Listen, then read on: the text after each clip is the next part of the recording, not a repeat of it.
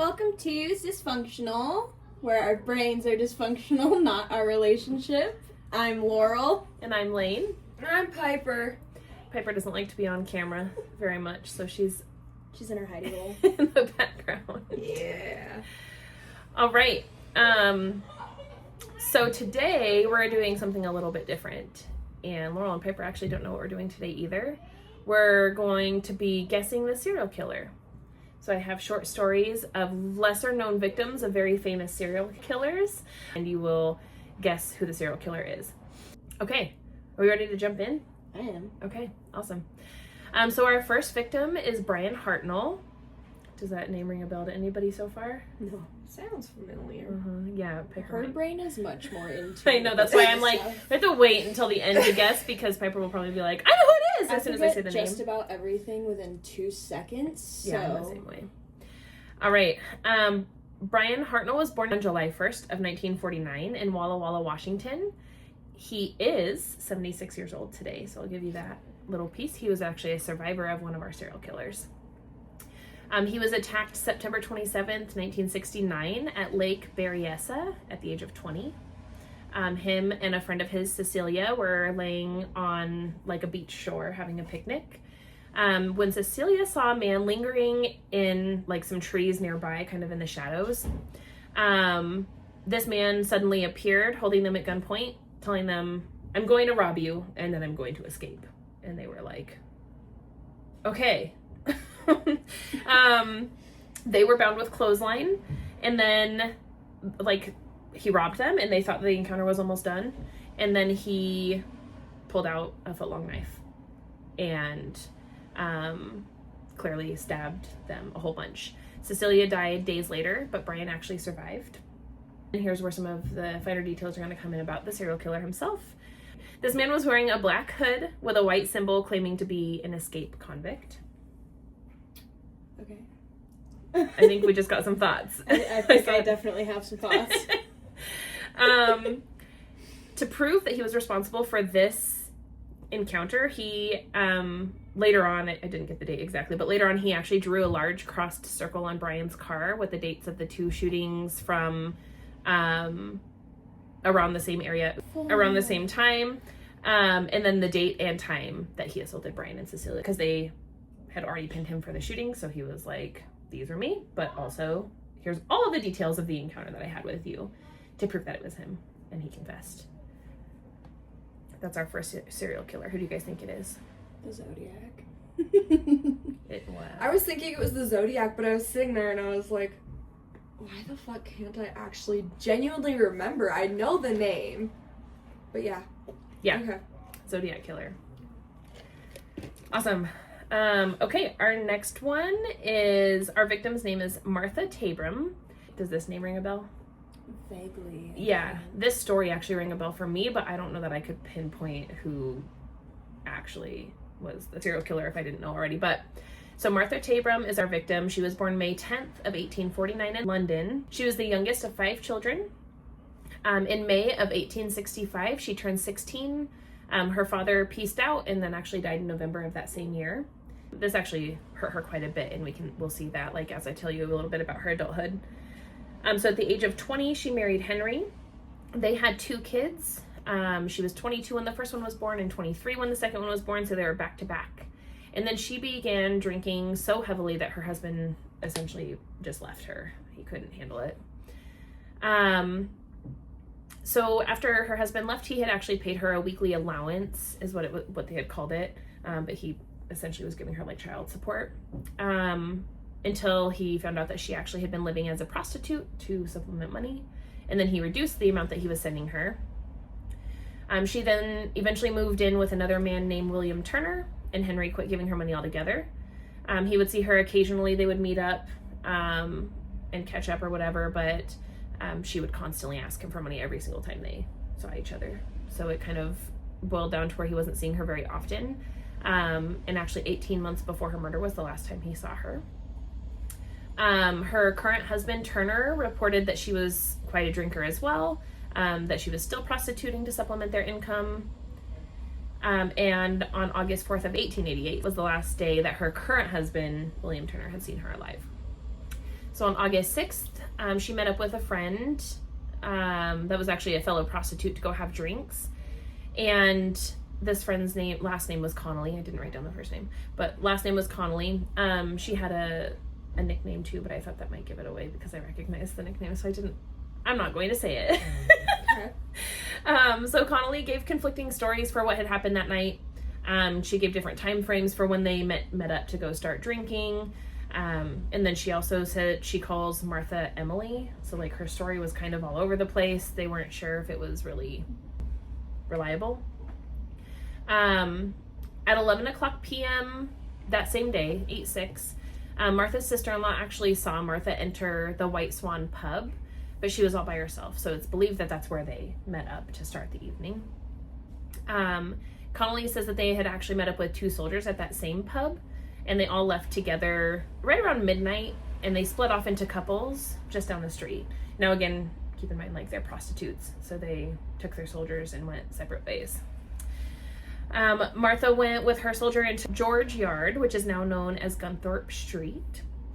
Now it's actually kind of controversial if the soldier is completely separate from the serial killer, if it was the serial killer posing as a soldier, or like there's actually controversy saying like they were 2 separate people and it was actually the soldier that killed her. So, but they believe that it was said serial killer, so talk more about that. But on August 7th at 1:40 a.m., so that same night, but early the next morning, somebody who lived nearby, there was like a big group of houses in this George Yard area.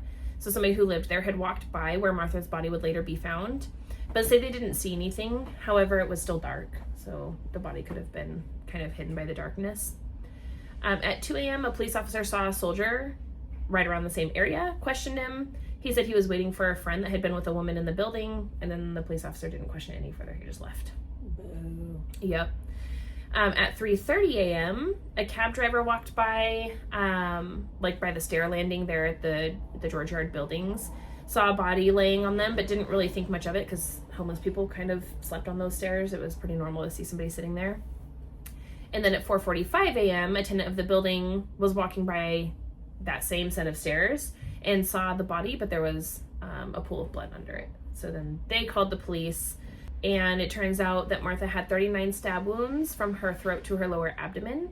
2 different blades were used. One was a pocket knife and one appeared to be like a larger blade. They ruled out any recent sexual intercourse. And that's pretty much what I have. Any guesses on that one? Can I ask for the nickname now? No, because I didn't write it down.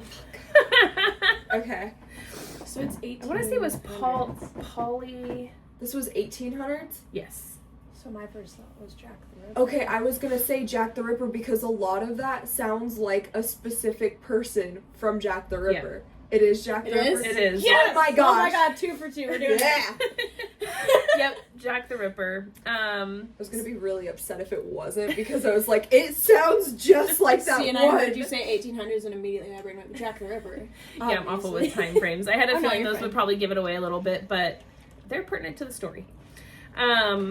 Yeah, so again, it was actually believed that she was a victim of Jack the Ripper, but the soldier situation leaves a lot of controversy with Absolutely. that. There's Was she been- part of the canonical 5? Probably not if they couldn't pinpoint that it was Jack the Ripper. Well, there was a few of the canonical 5 that people were like, oh yeah, that was a Jack the Ripper victim. But some people were like, yeah, but this one specific detail doesn't add up. Right. Yeah, I don't remember if she was part of it or if it was just right around that same exact time, Okay. to be honest with you. I don't remember. I remember reading something about that, but I'm not sure. Okay. Our next victim is named Kimberly Diane Leach. She was born in Lake City, Florida on October 28th of 19, I think. Her parents were Thomas and Frida Leach. Yeah, 1965. In 1978, she was 12 years old. She was a 7th grader at Lake City Junior High. She was a straight A student, a runner-up Valentine Queen. I'm not sure exactly what that is, but she was like kind of at the height of her like young life, you know.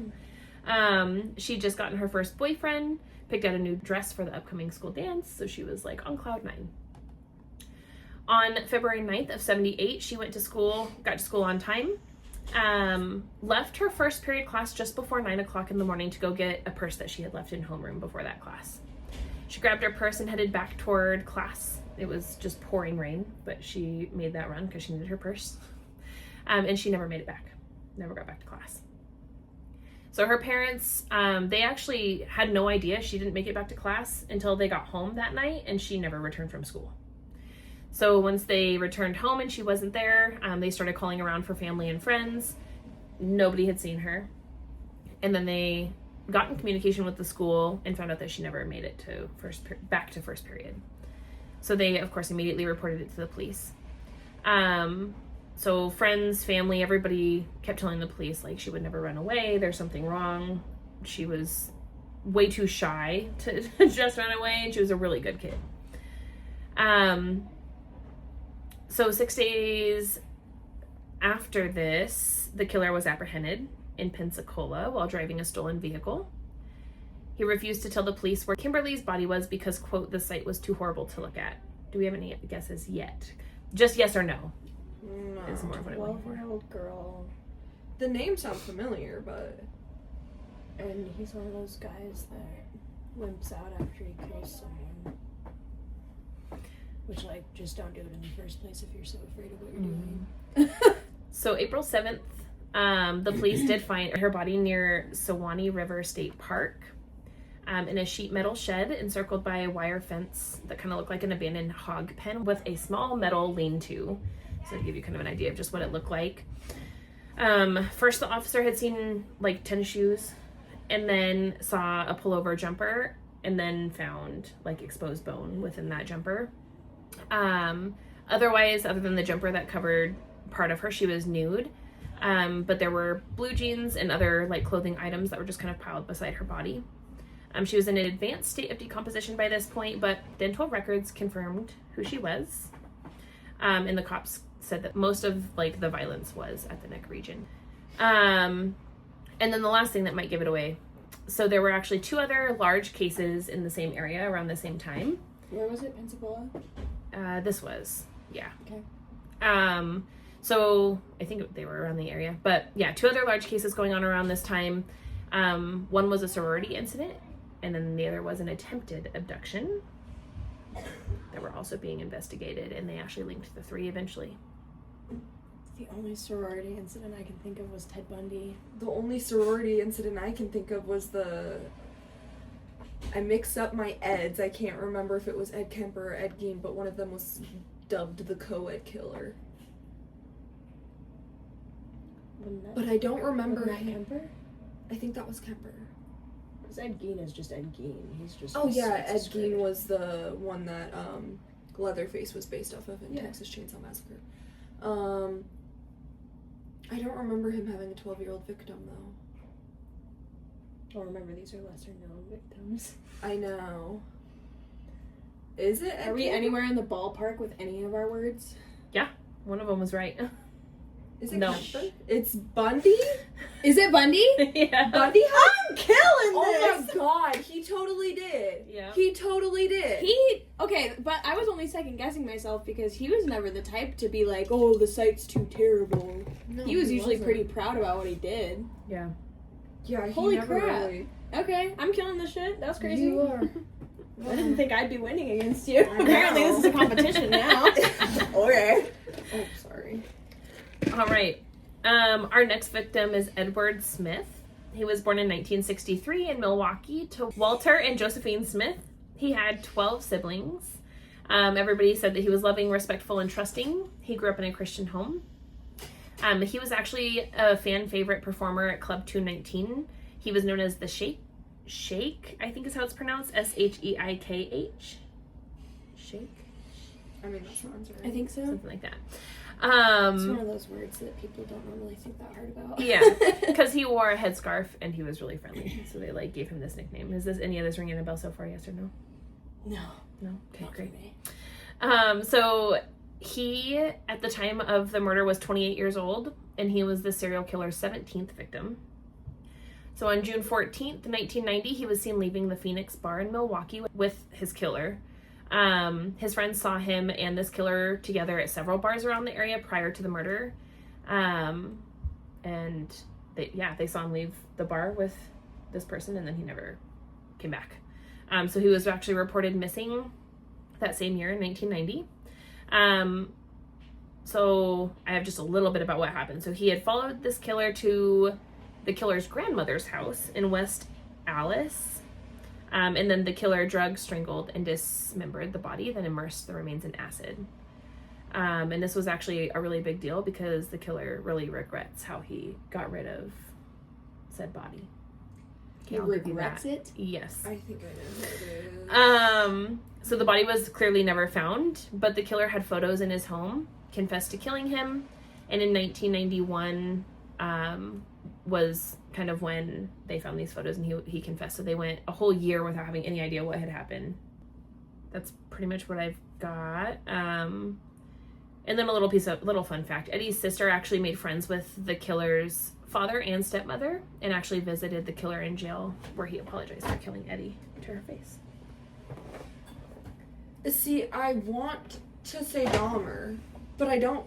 Was Dahmer in Phoenix? That would explain why he would regret dumping him in acid, because he Yeah. couldn't eat him. Exactly. Well, and he also didn't he also like to experiment with the bodies and stuff like that?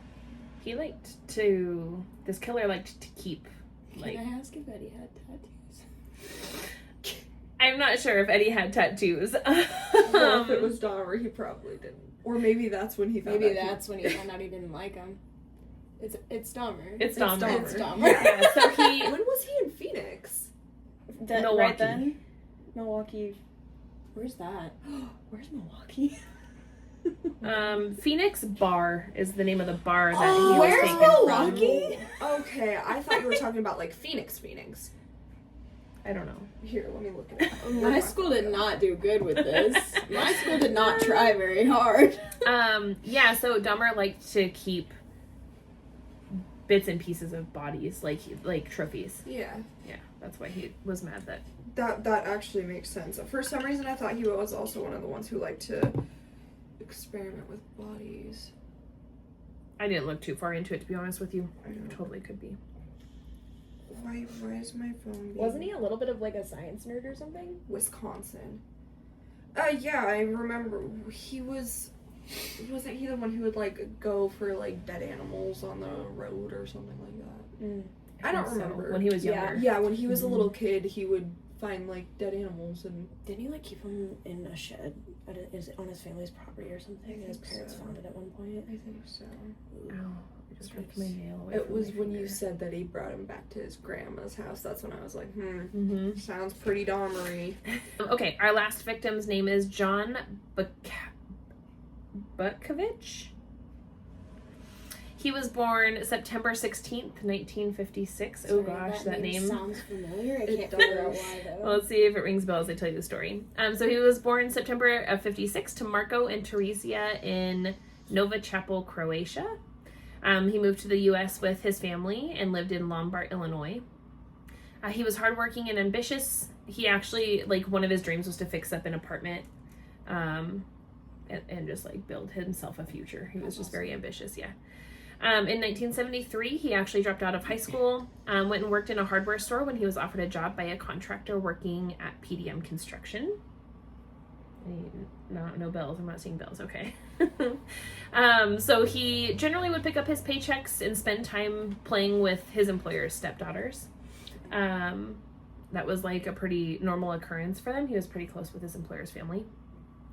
But one thing I didn't write down, I just remember reading, was that there was kind of some weird instances where the employer is our killer, by the way. Okay, so the employer would just glare at him while he was there playing with the kids, and his wife would be like, "What is your problem?" Right.